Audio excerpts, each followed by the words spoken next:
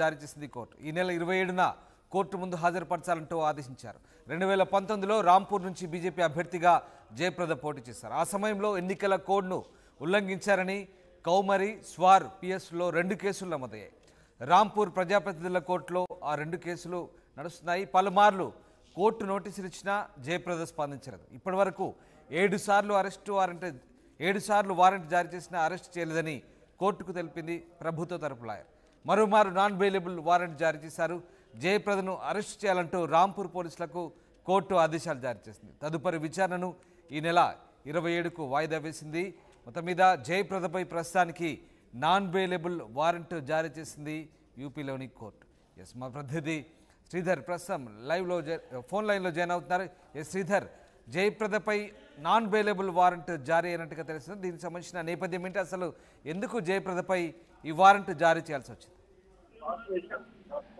నటి జయప్రదపై కూడా రాంపూర్ యూపీ చెందినటువంటి రాంపూర్ కోర్టు కూడా నాన్ బెయిలబుల్ వారెంట్ జారీ చేసి దీనికి సంబంధించి 2019లో కూడా జయప్రద బీజేపీ అభ్యర్థిగా పోటీ చేసింది. అక్కడ ఎన్నికల నియమావళిని ఉల్లంఘించిందని చెప్పి కూడా ప్రధానంగా 2 స్టేషన్లలో 2 కేసులపై కేసులు నమోదయ్యాయి. ఈ కేసులకు సంబంధించి రాంపూర్ ప్రజాప్రతినిధుల కోర్టు ఎప్పటికప్పుడు జయప్రదకు కూడా పలుమార్లు నోటీసులు ఇచ్చినప్పటికీ కూడా జయప్రద ఒకవైపు కూడా స్పందించకపోను 7 సార్లు వారెంట్ జారీ చేసినప్పటికీ కూడా హైకోర్టు ఒకవైపు కోర్టుకు ఒకవైపు కూడా అరెస్టు చేయలేదంటూ కూడా ప్రభుత్వ లాయర్ కోర్టుకు తెలిపారు. ఈ నేపథ్యంలో కోర్టు ఒక పైన కూడా పోలీసుల తీరుపైన ఆగ్రహం వ్యక్తం చేసడం కాకుండా ఆమెపైన కూడా నాన్ బెయిలబుల్ కూడా వారెంట్ జారీ చేస్తున్నట్టు ఈ నెల 27న తదుపరి విచారణ ఉన్న నేపథ్యంలో ఆలోపు జయప్రదను అరెస్టు చేసి రాంపూర్ పోలీసులకు తీసుకురావాలని చెప్పి కూడా ఒకవైపు కూడా కోర్టు అయితే ఆదేశాలు జారీ చేసి దీనికి సంబంధించి గతంలో ఎప్పుడైతే 2019లో జయప్రద నాన్ బెయిలబుల్ ఎప్పుడైతే ఎన్నికలకు సంబంధించినటువంటి కేసులు ఆమె మీద నమోదై అప్పటి నుంచి కూడా జయప్రద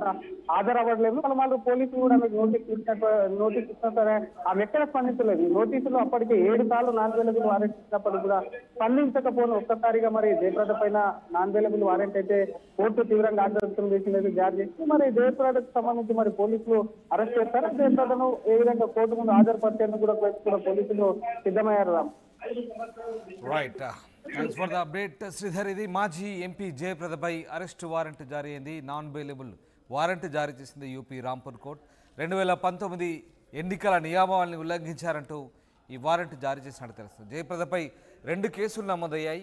పలుమార్లు విచారణకు హాజరు కాకపోవడంతో అరెస్ట్ వారెంట్ జారీ చేసినట్టు తెలుస్తుంది. ఈ నెల 27న కోర్టు ముందు హాజరుపరచాలంటూ ఆదేశించినట్టుగా తెలుస్తుంది. 2019లో రాంపూర్ నుంచి బీజేపీ అభ్యర్థిగా జయప్రద పోటీ చేశారు. ఆ సమయంలో ఎన్నికల కోడ్ను ఉల్లంఘించారంటూ కౌమారి, స్వార్ పిఎస్లో 2 కేసులు నమోదయ్యాయి.